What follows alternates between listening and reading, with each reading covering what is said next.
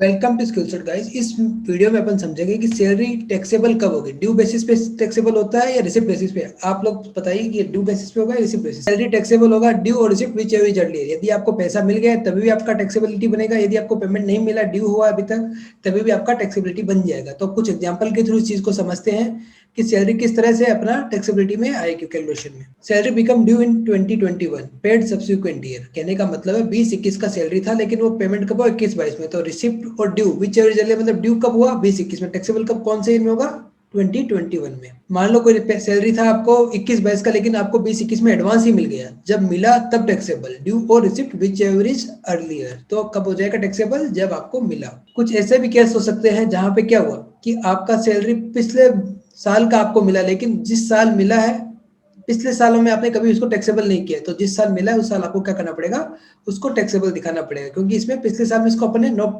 Tax नहीं दिया तो इस साल इसको ऐड करना पड़ेगा अपना सैलरी में। Last but not least, Eris of salary received हुआ लेकिन वो पिछले साल में टैक्स हो गया था। अपन ने अपना सैलरी उस हिसाब से कैलकुलेट किया कि मेरा ड्यू हो गया, मैंने उस पर टैक्स चुका दिया, तब इस केस में इस साल में कोई टैक्स नहीं आएगा। इट मीन्स जिस फिनेंशियल ईयर का वो सैलरी था उस फिनेंशियल ईयर का ही वो टैक्सेबिलिटी आएगा।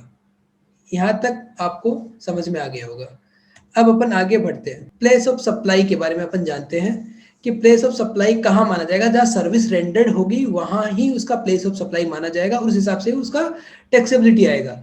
लेकिन इसमें भी एक एक्सेप्शन है, यदि गवर्नमेंट का कोई एम्प्लॉय बाहर जाके सर्विस देता है फिर भी वो एक्रूड और राइज कहाँ माना जाएगा, इंडिया में माना जाएगा। सैलरी पार्ट, डीए नहीं बोल रहा हूँ, डीए नहीं बोल रहा, सिर्फ सैलरी पार्ट उसका कहाँ पे एक्रूड और राइज माना जाएगा, इंडिया में माना जाएगा। जैसे कोई प्लेस ऑफ सर्विस इंडिया का है, पेमेंट भी इंडिया में हो रहा है, तो डीम्ड अक्रूड कहाँ होगा, ऑब्वियस है इंडिया में होगा, टैक्स भी इंडिया में लगेगा। अब्रॉड में कोई सर्विस दे रहा है लेकिन गवर्नमेंट एम्प्लॉई है, पेमेंट भी अब्रॉड में हो रहा है लेकिन वो भी कहाँ एक्रू माना जाएगा, इंडिया में, और टैक्स भी इंडिया में होगा। Pension service in India, payment outside हो रहा है लेकिन किस बात का पेंशन है, जो सर्विस उसने इंडिया में किया उस बात का उसको पैसा अब्रॉड मिल रहा है, तो एक्रूडाइज इन इंडिया माना जाएगा और टैक्सेबिलिटी भी इंडिया में होगी। जो इंडिया में उसने काम किया उसका उसने लीव एंड मिला, उसका कहीं पे भी मिले इंडिया में यदि हुआ एक्रोराइज तो टैक्सेबिलिटी भी इंडिया में ही आएगी। होप सो आपको ये चीजें अच्छे से समझ में आ रही है कि कहाँ पे टैक्सेबिलिटी आएगी, जहां पे उसने मेहनत किया है। लेकिन इसका एक एक्सेप्शन है, गवर्नमेंट एम्प्लॉय यदि बाहर भी काम करेगा तो उसका टैक्सेबिलिटी इंडिया में ही आएगा। इसके बाद अपन डिस्कस करते हैं मीनिंग ऑफ सैलरी। सैलरी किसे बोला गया, इतने सारी चीजें अपन ने पढ़ी पिछले क्लासेस में, तो वहां पे सैलरी का मीनिंग क्या है। ग्रेजुएटी यदि 1972 एक्ट में कवर होती है तो बेसिक प्लस डीए ही लिया जाएगा, इसके अलावा कोई भी चीज उसमें शामिल नहीं की जाएगी सैलरी में। अदरवाइज बाकी सब जगह डीए के साथ में क्या इंक्लूड कर लिया जाएगा, कमीशन।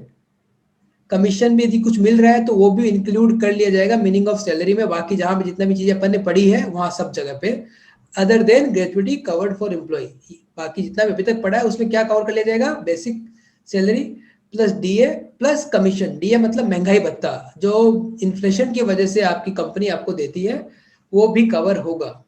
होप सो अभी तक आप लोगों को ये सारी चीजें क्लियर है।